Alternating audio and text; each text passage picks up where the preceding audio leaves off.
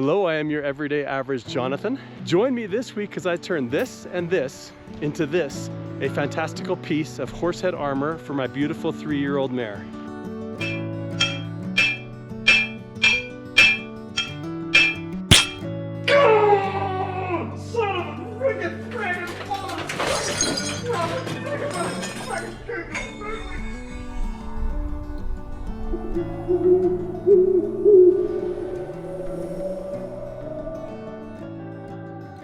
Hello, I'm your everyday average Jonathan. I'm an ordinary guy with ordinary tools making extraordinary items.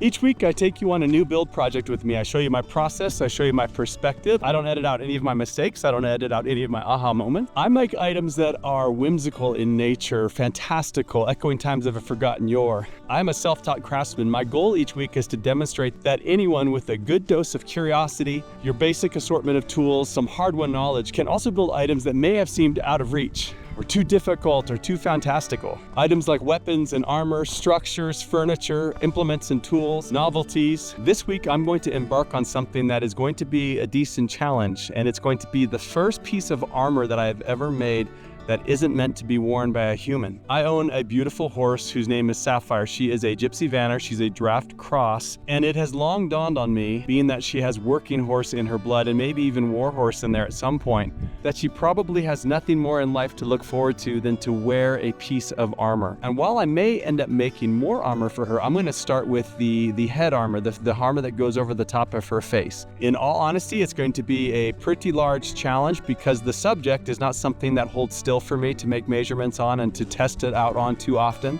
I suspect there's going to be some hard-won knowledge in this project, but without further ado, let's get to the shop and get started.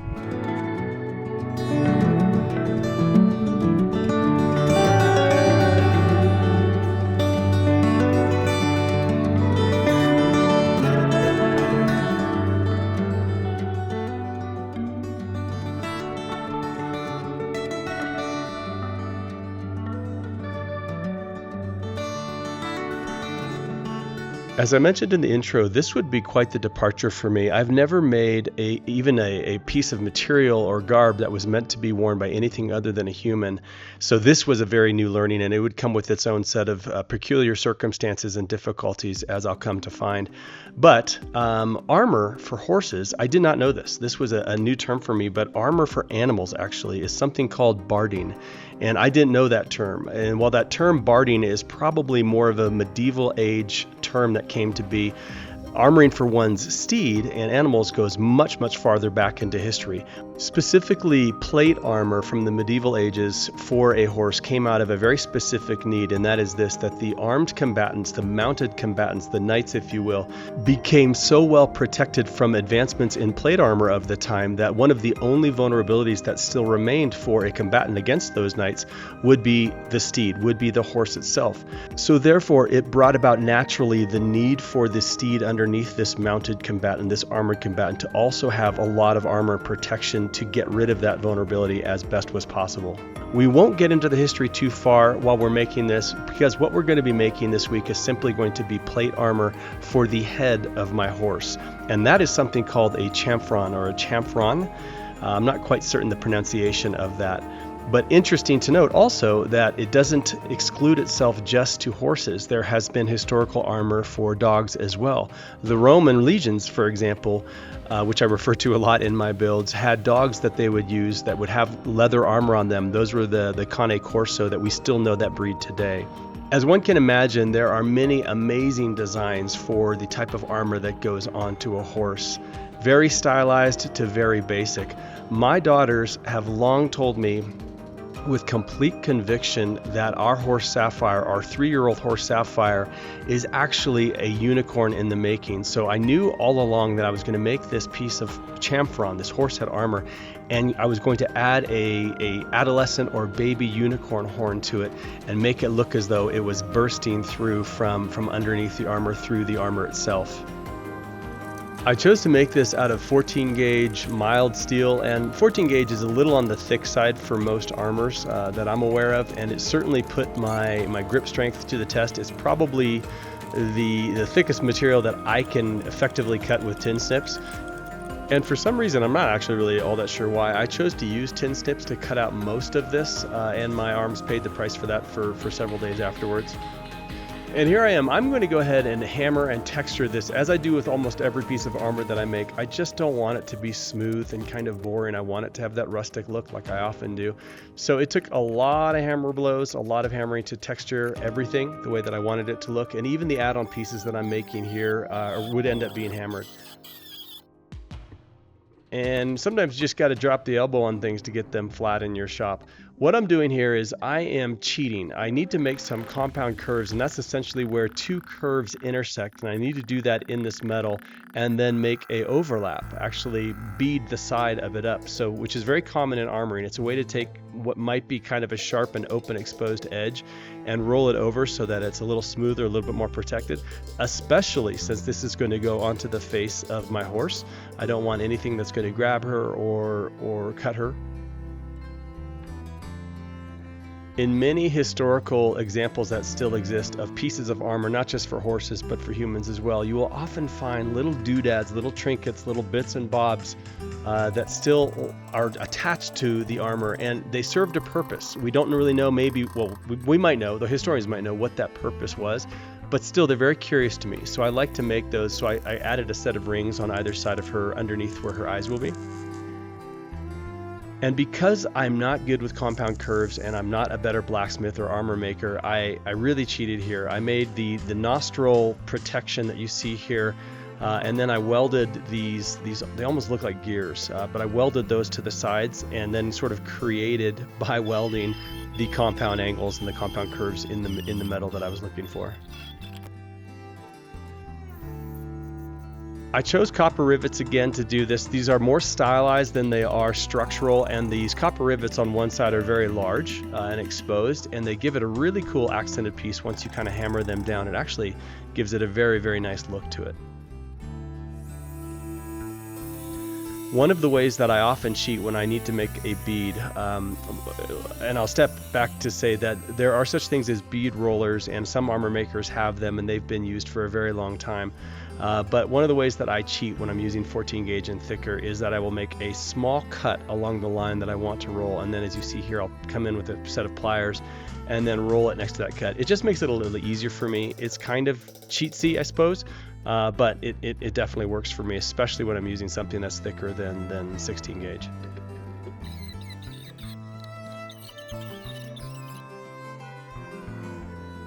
Now I'm going to start to make and roll out the eye protection, also a compound curve that I have to fold over the edge of, so difficult for me. But I don't know much about the practicality and the history behind the eye protection. You see them a lot on working horse harnesses. I think it's to protect the eyes. I also think it's to prevent distractions, things flying through the air or moving past the horse that'll get them to flinch. It doesn't completely cover the eye, but I definitely think that it shelters the eye from distractions at the same time protecting it.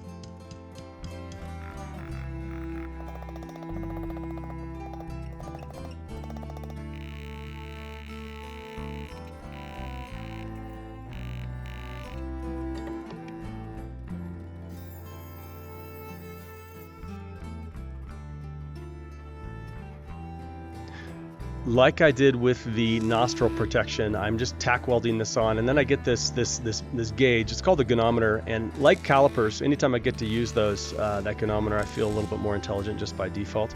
But I tack weld it on, then I come back and take a good look at it and apply the socket, the other half of that compound curve that I'm creating. I decided to apply these copper rings to the upper half of the eye. Again, it's just an accent piece. It's just a doodad or something that draws the eye as though it served a purpose. For me, it's not going to serve a purpose other than just to be a conversation piece or something that makes you go, I wonder what that was for. Like with the nostril protection, I'm making these, I don't even know what you call them, but essentially they're just going to be part of a socket that's going to go around it. If I was a better armor maker, like I said, this would be forged out of one piece, but I am not. So that I'm going to go ahead and tack weld these on, and then also put those copper rivets, those really large copper rivets into these to give it that additional aesthetic.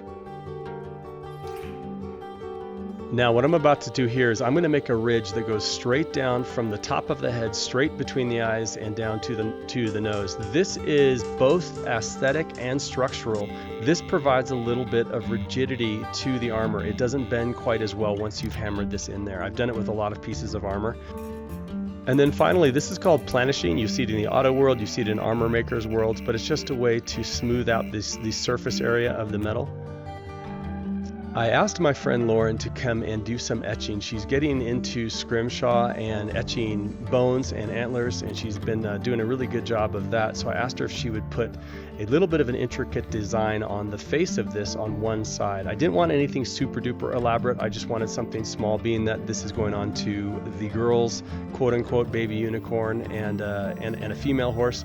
It should probably have a little bit of a feminine element to an overized, basically brutish piece of metal. But I like the way it turned out. She did a bang up job on it. It works quite well for the aesthetic that I'm going for at the same time. And now what I'm going to do is, you saw me with a little bit of oil there. I'm going to oil darken, as I do with most of my armor and most of the implements and weapons that I make. I'm going to oil darken this. Oil darkening is an interesting, easy process, but it protects the armor. It adds a little coating there that will actually protect it from the elements, from rust.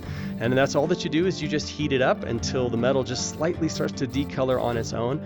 And then you bring boiled linseed oil, or really a lot of different oils, and you coat it, and it'll darken it and act as a little layer, a little buffering.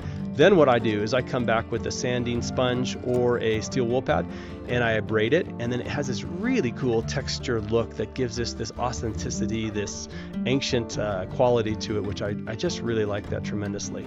I had thought that I was going to make this completely smooth and very shiny. Again, she's a unicorn, but I just can't bring myself to do it. It's not something that appeals to me. And here's the unicorn horn. I have a video on how I made this in my channel. I made this the same week that I was going to do that, but I'm now measuring it to apply that little unicorn horn while the gold paint dries. Using those same copper rivets, I'm going to attach it at 4 corners, and I will probably remove some of those rivets when it comes time for me to add the harness underneath that's going to go over the horse's face. I'm putting a quick lag screw in the back to just give it added purchase to the armor itself. And now I'm just going to removing most of the gold paint except for that which is within that etched surface area underneath it. So far so good. I like the way that this is turning out. The difficulty now will be, even though I've made copious measurements that you haven't seen, to apply that back to Sapphire the horse to see what adjustments I need to make. And oh, did I have to make some adjustments. Here's my lovely mother trying to help hold this horse still for me while I'm making these measurements. And it was a rite of passage for this particular blacksmith.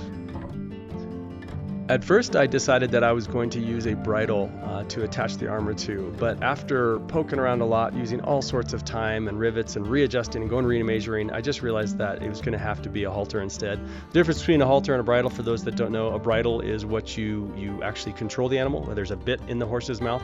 A halter is very similar, but it doesn't have a bit, and it's not meant necessarily for riding.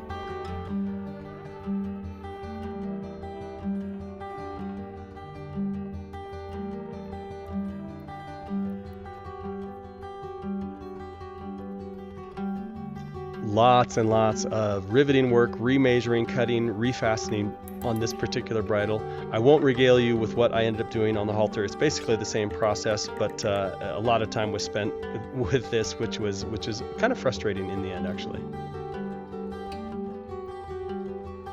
All in all, the size came out about right. I think it could be a little bit shorter on Sapphire's forehead. Don't mind the rainbow halter that my girls insisted on using. But for something that I didn't use a template for, I didn't find a template for, I just made up on my own and made for a non-human, I do like the way it looked. I do like the way it came out. I think the scrolling that my friend Lauren did looks amazing. The unicorn horn is great for my kids, so I'm very pleased with it. Thank you for joining me for that build. That build was very fulfilling, very interesting. It went kind of how I thought it would go, with the few areas that were a challenge for me. All right, I have my scribe here, my page holding the piece of armor, the chamfron. 3 things that are takeaways for me that I would change next time. The first thing is the texturing of the armor, the hammering of the armor. That texturing did not turn out quite how I wanted it to. I've done this many times with pieces of armor before, and I think in the past I did more hammer blows per square inch of the material, if you know what I mean. This turned out pretty good, but when you look at the face of it, to me, you can really see the differential between the hammer blows, and it's a little bit, it's not exactly how I wanted it to turn out. That said, I do like how it looks in general, but I would put more hammer blows into every square inch. As you saw me do on the video, to get the hammered look on one side, I hammer the opposite side. The side that I hammer is not the side that's going to be showing. Those blows will show up on the opposite side through the metal. And this hammered look can be achieved even if you don't oil darken it. You can take a steel wool pad or a sanding sponge and go ahead and hit that. Even if it's just regular non-darkened metal, it will show up. It will show up those tiny indentations. Second thing I learned, but I mean, I sort of saw this coming, is that it is very difficult to make formed pieces of armor that are sized to a given subject when that subject isn't cooperating necessarily, has a mind of their own, and may not want to hold still. There were many more times that I went to the barn and into the pasture and measured Sapphire's face in all sorts of ways that you didn't see, that I did not have on the camera. But in the end, I think we got where we needed to go. And then the last learning, hold this for me, Squire, please. The last learning is something called compound curves. I talked about them on the videos. I've talked about them in some of my builds before, but essentially these are compound curves, and there's 4 of them on this piece. So here you have a curve that goes this way, then right here it actually curves another direction at the same time. That's called the compound curve. Essentially, think of this. You take a flat piece of metal, you curve it one direction, so now you curve it this way, and then all of a sudden you do this with it at the same time. So it's still curved, it's still got an inward curve, but then you curve it at a second angle. For me, that is very difficult to do. What I do know is that professional armor makers today and in times of yore had very specific tools, both in the terms of the types of hammers they use, but also the types of blocks and metal, solid metal, or wood or stone formations that they would use to form their pieces of metal. These tools that they used were extremely specific to a given type of armor. If they wanted to make a visor a very particular way with a nose piece that jutted out, they would have a piece of metal that might attach to the anvil, might attach to a swage block, might just be its own piece of metal that had a form or a shape on it that would help form that. I've seen modern day armor workers work their magic on those forms, but without those specific tools and those specific forms, it is difficult to do, especially when you're self-taught. It is simultaneously both a pleasure and a toil to have to rediscover and teach myself these sorts of things, when again, I know that with the proper apprenticeship and training and tools that these things would happen very fast, and they do happen very fast. But at the same time, it's kind of a pleasure to discover it and have it come out. That's it for me this week. Thank you for joining me. Next week, the project that I'm going to make is going to be a scabbard for the Morgul blade. I made essentially it's between a dagger and a short sword for my mother last year to recreate the Lord of the Rings, the Witch King of Agmar, a Dark Warrior's short sword or dagger. I never made it with a sheath. It has no sheath, and it needs a sheath. So that's what I'll be making. Until then, God bless. Have a great week.